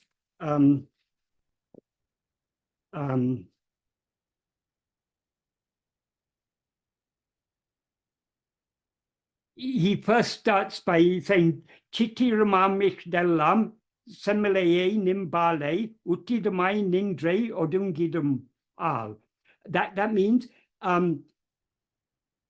all this, which is a picture, that means referring to the whole appearance of multiplicity, the whole world, it arises, stands, and subsides only in you, Nimbale, only in you. That's referring to Arunachal. He addresses Arunachal as Semileye. He's referring to it as Red Hill. In you, the Red Hill, all this appears. All this arises, stands, and subsides. But then he goes on to say, Nityamum nan endru idea idiom naditituve al. Since you always dance in the heart, as I unper kan idiom endru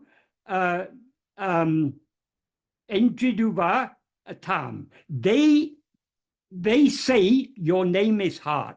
So here, this second sentence, this is a very important sentence to think about very carefully, because Bhagavan says 2 things about Arunachal. He says Arunachala is what dances in the heart as I, and he also says that Arunachala, the name of Arunachala is heart.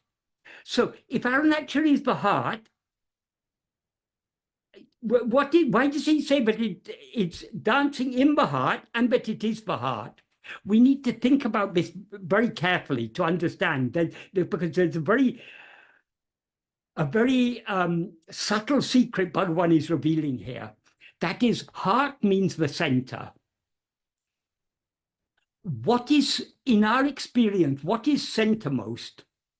It is I. That is the center of all that we experience is ego, because it's only in the view of ego that all these things are. So ego is the heart of all that appears. But what is the heart of ego? Ego is the adjunct conflated awareness, I am this body. The heart of that adjunct conflated awareness is the fundamental awareness, I am. So that fundamental awareness, I am, is the ultimate heart. So that's why Bhagavan says, you dance as I.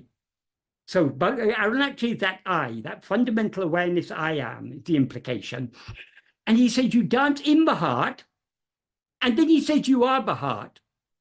How do we understand that? That is, the word heart, as I say, it means center.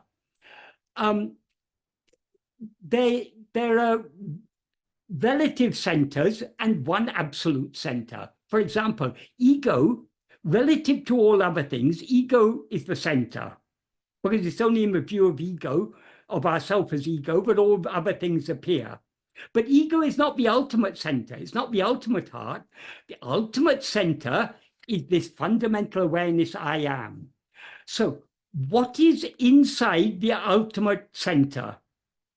Nothing other than itself. So what is in the heart is the heart. That's why Bhagavan refers to Arana. So what the implication here is that I itself is the heart. The pure I, the fundamental awareness I am, which is Satchit, the being awareness, that is the ultimate center. And in that ultimate center, nothing exists except the heart itself. That is, it is the heart, and within it is nothing but itself. So it is the implication is that I itself is the heart.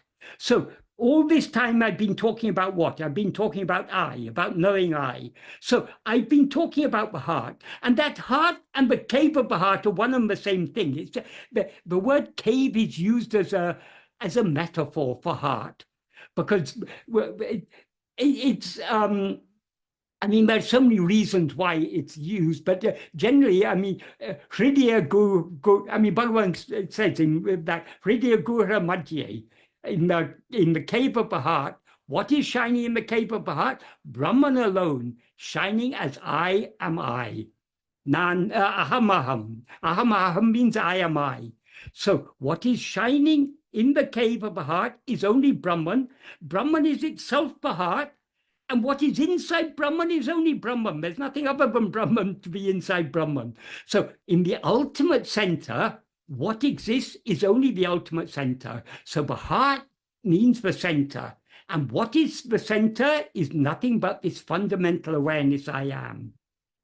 So I may not be always using the I do sometimes refer to the cave of the heart. I mean, but generally I don't use those words because I trust Bhagavan in his teaching mostly, he focuses mostly on this word I, even more than the word self, he uses the word I, because I is very direct, we all know I. So, but it all means the same, whether we say the heart or the heart cave or self, it all refers, what he's talking about is about I. It's all because I itself is ourself. There's no, we have no self other than I. We have no, and there's no heart other than I. I mean, the heart, I is the ultimate heart, the centermost center. And what is in that centermost center is only itself, nothing other than itself. So it's very beautiful the way Bhagavan expresses it here. You're dancing in the heart as I, therefore you are heart. That means what is dancing in the heart as I is only the heart, nothing other than the heart. Because there's, if I was something inside the heart, then I would be the heart of the heart. But because I is the ultimate heart, therefore your name is heart. I hope that's an adequate answer to that question.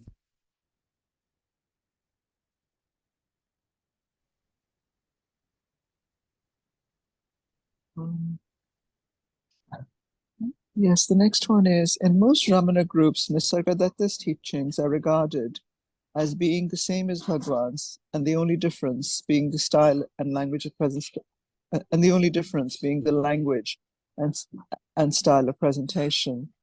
Could Michael share his feelings on this?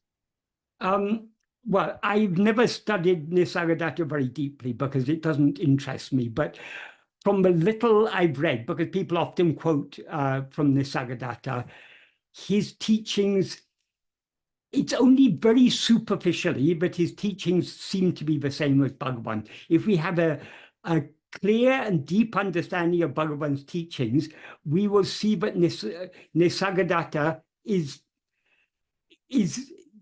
nowhere near as clear as Bhagavan. And there's a lot of confusion. For example, Nisargadatta talks about I am, but sometimes he talks about I am as if it were the ultimate. But then he says beyond I am.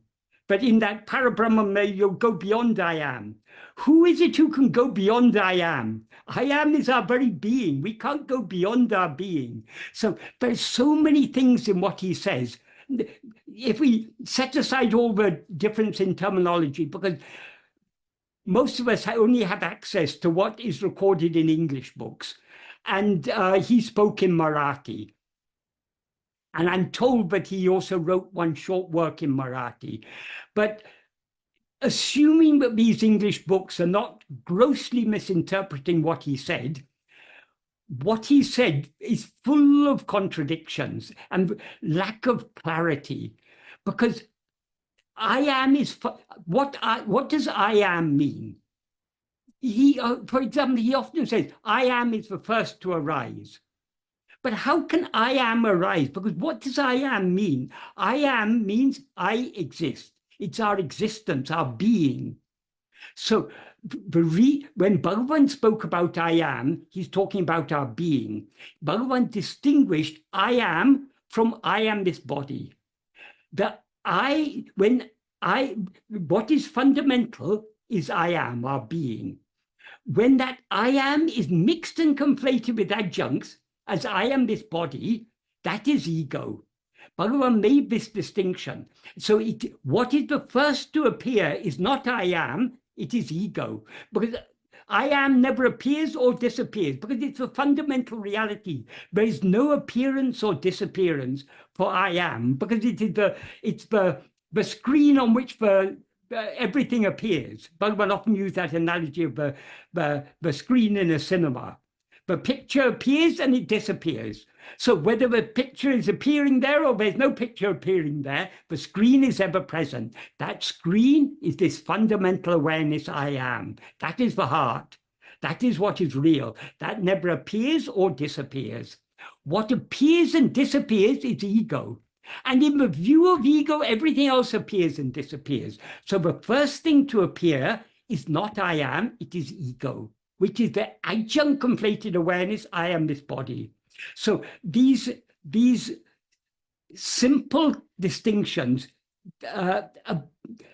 it's very, very confused in Nisargadatta's teachings. And there are other things, but I mean, so many things people have shown me. People ask me, why does Nisargadatta say this? Why does he say that? So many things. It's very obvious to anyone who has a clear understanding of Bhagavan's teachings, but what Nisargadatta is teaching is not the same as what Bhagavan is teaching. Although superficially it may seem the same, it is not the same.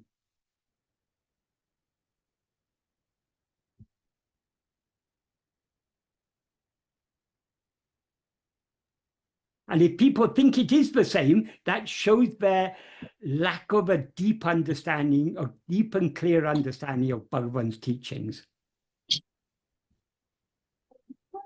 The next question is, I have come to a stage where the ego or I is understood as just another thought or memory.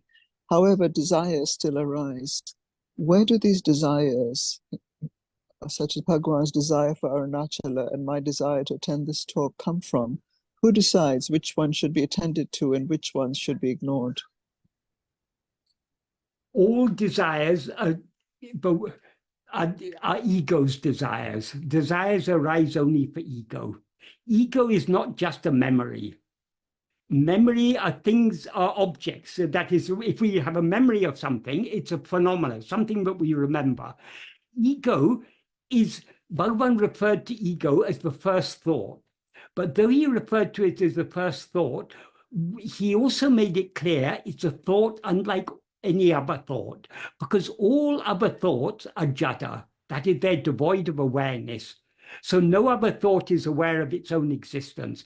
Ego is the only thought that is endowed with awareness. Ego is chit jada granti. It is the knot formed by the entanglement of chit and jada. So the jada portion, in that knot, that conflation, but that is I am this body is the chit jada granti. In I am this body, I am is the chit portion. This body is the jada portion. So because it is chit jada granti, ego is aware, which no other thought is aware. So all desires,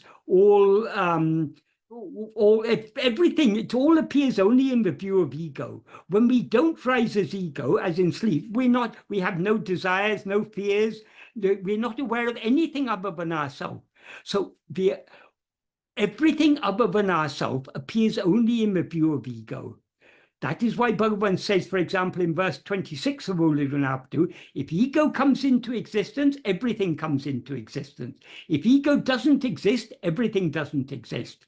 Everything here means all phenomena. So all phenomena appear only in the view of ego. And all phenomena, Bhagavan makes clear, are only thoughts. So all other thoughts appear only in the view of this first thought. This is why Bhagavan says ego is the first thought to appear. But it's the root of all other thoughts, because all other thoughts appear only in the view of ego. So if we want to put an end to all desires or any other problem we may face, we need to cut the root. So long as there's ego, there'll be desire, there'll be hopes, there'll be fears, there'll be all sorts of problems will arise. So we need to, so ego is the root of everything. How to put an end to this ego? Bhagavan makes it clear, ego is a false awareness of ourself. So it can be destroyed only by correct awareness of ourself. And in order to achieve that correct awareness of ourselves, in other words, in order to be aware of ourselves as we actually are, we need to withdraw our attention from all other things and turn it back within to see, who am I? So this practice of self-investigation is the means to get rid of all desire and all other problems, including the root of all these problems, which is ego. Ego is the root problem. So long as there's ego, there's definitely going to be desires. The desires may be attenuated as we go deeper and deeper in this practice, but the desire will not cease until ego ceases. I hope that was an adequate answer to that question. The next question, Michael, is giving up the ego is quite hard for a householder. At every moment, every event, every person reminds me of my ego and the need to perform as an ego. And I just can't give up individuality, even if intellectually I do understand Bhagavan's teachings. I am forever reminded of verse 10 of Akshar Mandamalai. Are there any pointers or tips for householders on this path? Whether you're a householder or a sannyasi or whatever you may be, that is irrelevant. The problem is, as Bhagavan said, the problem is the identification. I am a householder. I am a sannyasi. There's a verse in Guru Vachaka Kovai in which Bhagavan says, the one who has annihilated ego alone is a true Brahmin and a true sannyasi. But very hard indeed is the annihilation of ego for those Brahmins who feel, I am a Brahmin, I belong to the highest caste, and those sannyasis who believe, I am a sannyasi, I belong to the highest varna, ashrama. So being a householder can be a blessing, because we may have a family, but we don't have. It's a very humbling position to be in, to be a householder, because that is the whole Bhagavan's teachings are all about, is about subsiding this ego. So it doesn't matter whether you think I am a householder or I am a sannyasi. The problem is that I that is aware of itself as I am a householder or I am a sannyasi. So the problem is the same for everyone, whether you're a householder or a sannyasi, makes no difference. Because what is called sannyasa generally is just the outward renunciation. But Bhagavan made it clear that the renunciation that is required is not outward renunciation, but inward renunciation. And this inward renunciation is equally a challenge. Whether you're a householder or a sannyasi, the challenge remains the same. So long as we have this abhimanam, this dehabhimanam, I am this body, then if this body happens to be a householder, we'll feel I'm a householder. If this body happens to be a sannyasi, we'll feel I'm a sannyasi. But the role this body has is irrelevant. The problem is this I that is aware of itself as I am this body, therefore I'm a sannyasi, therefore I'm a householder. So the problem is the same for everyone. The problems are not caused by the external world. The problem is, the root problem is ego. And the nature of ego is to have Vishaya vasanas. Vishaya vasanas means the inclination to seek happiness in things other than oneself.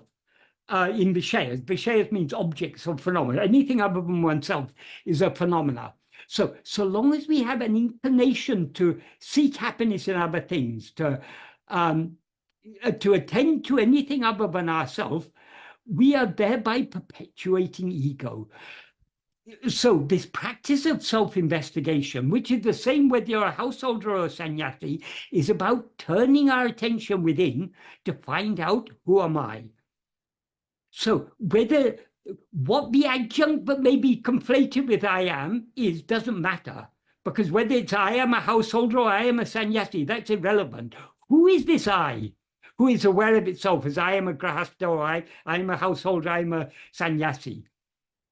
That is what we need to investigate. So we need, as Bhagavan said, you first give up the thought that you're a householder, or give up the thought that you're a sannyasi. Our aim is to find out who am I. If we cling on to this idea, I am a householder, I am a sannyasi, how can we ever give it up? So we need to stop clinging to that idea and investigate, who am I actually? What we actually are is neither a householder nor a sannyasi. What we actually are is only that fundamental awareness I am, which shines equally in all of us at all times, in all states. Because that is the one fundamental reality, and that is what we actually are. I hope that's an adequate answer to that question. There is a question. It's as groups are having guided meditation by the Guru, is it possible that Michael would guide us at least occasionally into half an hour or an hour of guided self-inquiry? For example, each one could remember the situation just causing him or her great agitation. Because in these situations, the ego becomes very pronounced. This would be the basis, and then we would practice guided self-inquiry to guide that state of agitation back into the source and eventually into the very self. In this case, everyone would get an actual taste of self-inquiry. I am suggesting this because it would be of immense help to everyone, especially beginners in self-inquiry, but also advanced sadhaks for getting into samadhi. Because when we read about ridding the cycle or actually riding it, it's the huge difference of reading about taste of a banana and actually tasting the banana. This is the point, from theory to practice. As in the case of Bhagavan, he was present there, and just watching him and absorbing his presence and instructions, seekers would get a taste. Where is Bhagavan present? Bhagavan is made it clear he is ever present in the heart of each one of us as I am. So we shouldn't feel that we are somehow missing the presence of Bhagavan. Of course, those who were there in Bhagavan's bodily lifetime, they were very fortunate. But when people were weeping when Bhagavan was about to leave the body, he said, where am I going? Where can I go? Where is there for me to go? I am always, that is the implication. Bhagavan is always here. He's always here means not always just in Tiruvannamalai. He's always there in the heart of each and every one of us. Bhagavan himself, when he was asked whether he's an incarnation of this God or that God, what Bhagavan said is, Ariyati Tarajivara Dahavari Jaguhail, Arivairami Paramatman Arunachala Ramanan. Arunachala Ramana is the Paramatma, but it blissfully exists as awareness in the cave of the heart lotus of all jivas, beginning with Hari. Hari means Lord Vishnu. So from the highest God to the most insignificant insect, what exists as awareness in the heart of all, as the awareness there implies the awareness I am, in the heart of all, that is Arunachala Ramana. So how can we know this in practice? Bhagavan says, that's the first two lines of a verse. In the next two lines of a verse, he shows us the way. Parival ulum uruha, heart melting with love. Nal paranandidu guhayandu, reaching the cave where that sublime supreme dwells. That means Arunachala Ramana, the pure awareness I am. Arivamviri Tirava, the eye of awareness opening, Nijam Arivai, you will know this reality. Aduveliam, it will reveal itself. Aduveliam means it will come out literally, but it implies it will reveal itself. So the way to go in is with heart melting with love. That's very, very important. That such beautiful words Bhagavan used. Parival means by love. Ulam means heart. Uruha means melting. So heart melting with love. Only when our heart melts with love will we be able to go within. This guided meditation is not at all Bhagavan's way. Bhagavan never gave any guided meditation. And there's a reason for that.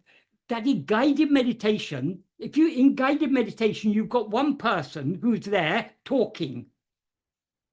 Our attention is not meant to be we're not meant to be attending to anything external. We're meant to be attending to I. So how does listening to some voice help us to turn within?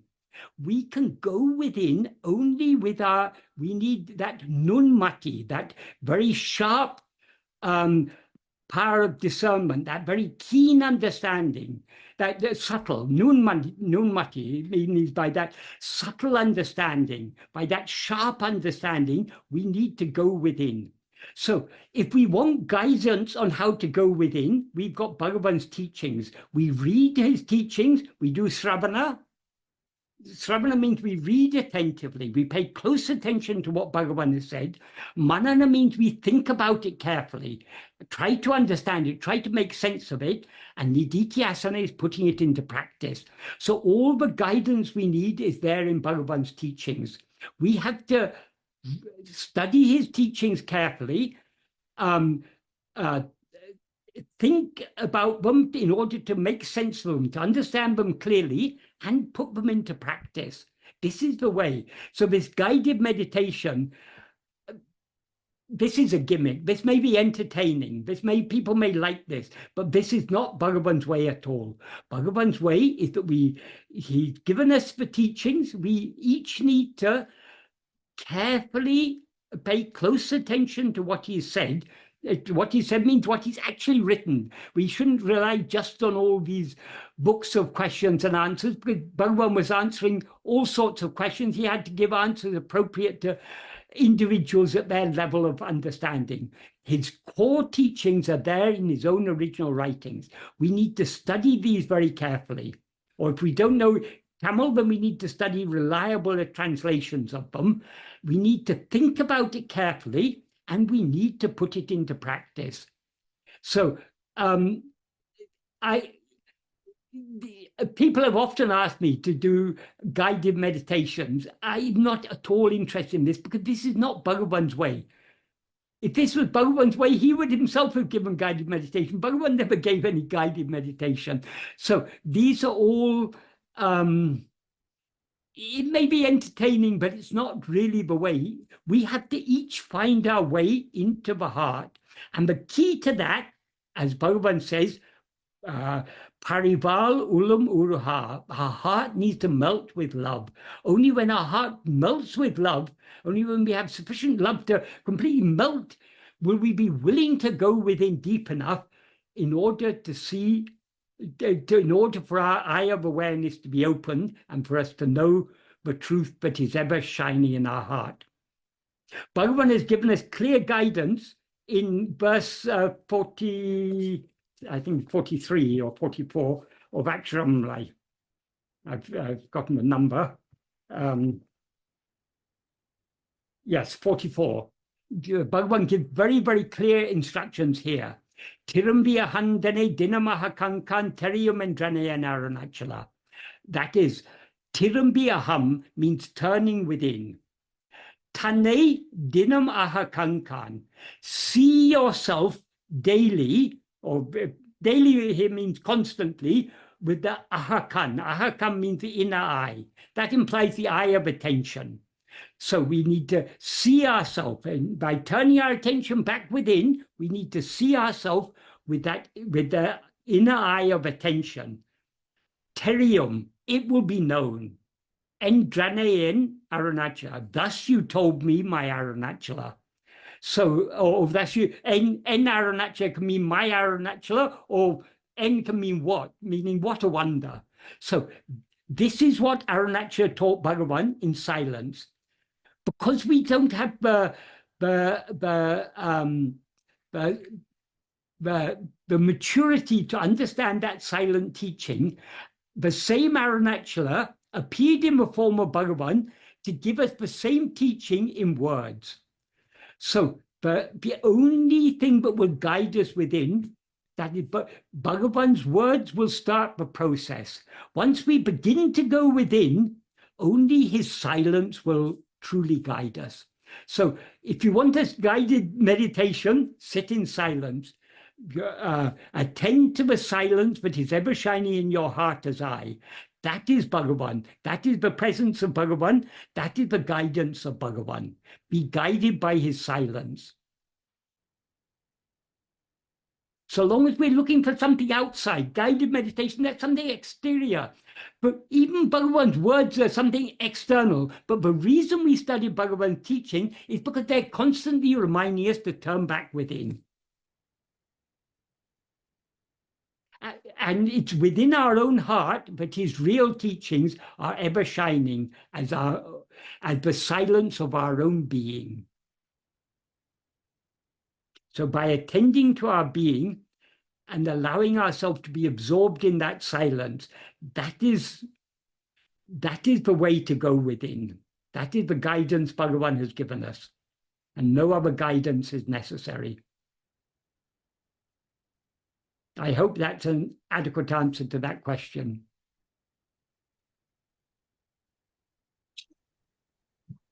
Did you want to ask anything further, Mukta?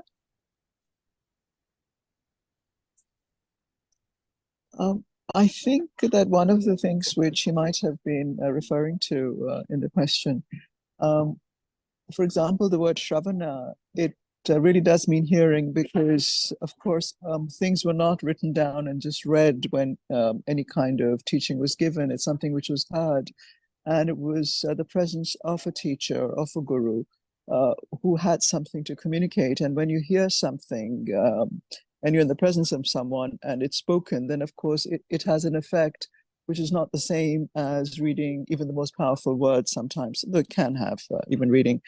And I think what this gentleman is perhaps referring to is that living quality that I know he said guided meditation, but it's simply that, you know, it's the same reason why I think people come to the Zoom meetings, that someone who knows a bit more, there is something about about a living presence sort of explaining or sort of guiding in some way, which becomes quite important for most people.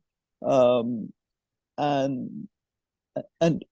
often people aren't able to move directly into the silence. And, there are these preliminaries.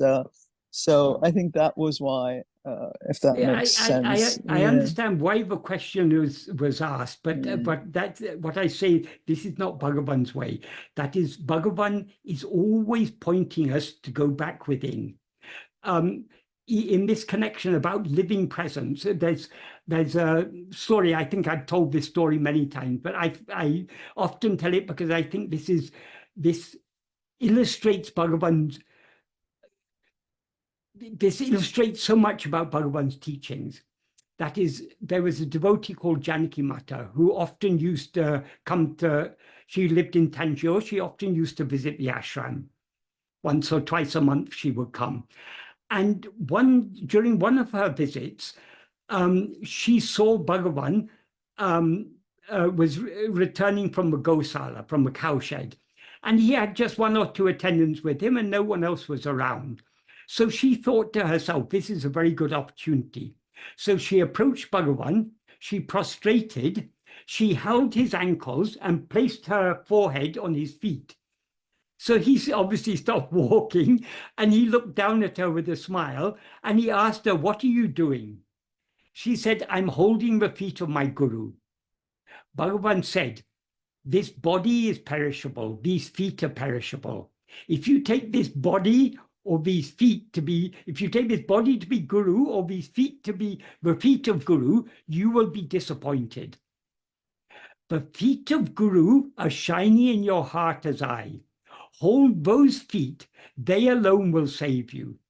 So Bhagavan was, though Bhagavan appeared outwardly in human form, he used that human form to constantly remind us, but we need to turn within. But the real presence of Guru is not the outward presence, but the inward presence. Bhagavan is ever present in the heart of each and every one of us as I. So as far as external help is concerned, Bhagavan knows what help we each need, and he will provide that help.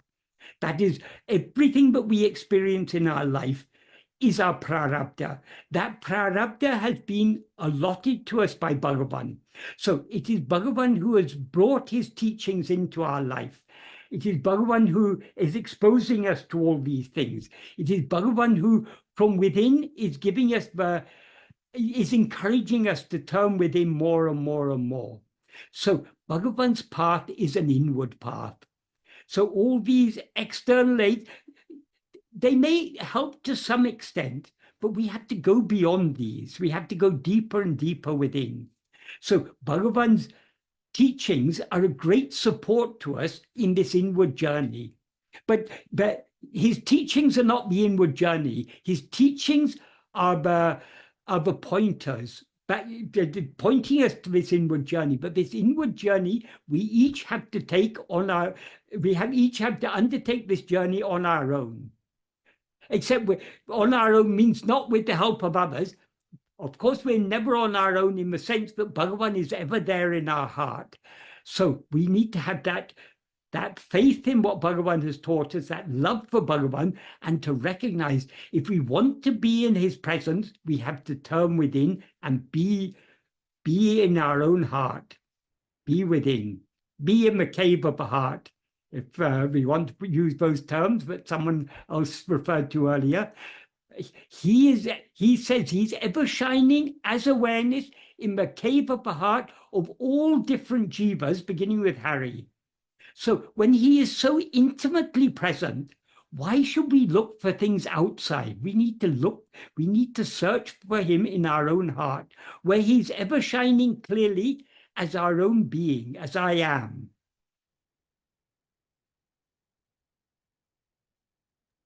Oh, thank you, Michael. Right. Thank you. That was very helpful. Suresh, I think you had two other parts to the question which were quite personal. Perhaps you could ask them next time, because sure. We have spent, yes, to do that. So we'll conclude with the mantra. And thank you very much, Michael, for this very, very beautiful long all thanks session. to Bhagavan. Yeah, what it is.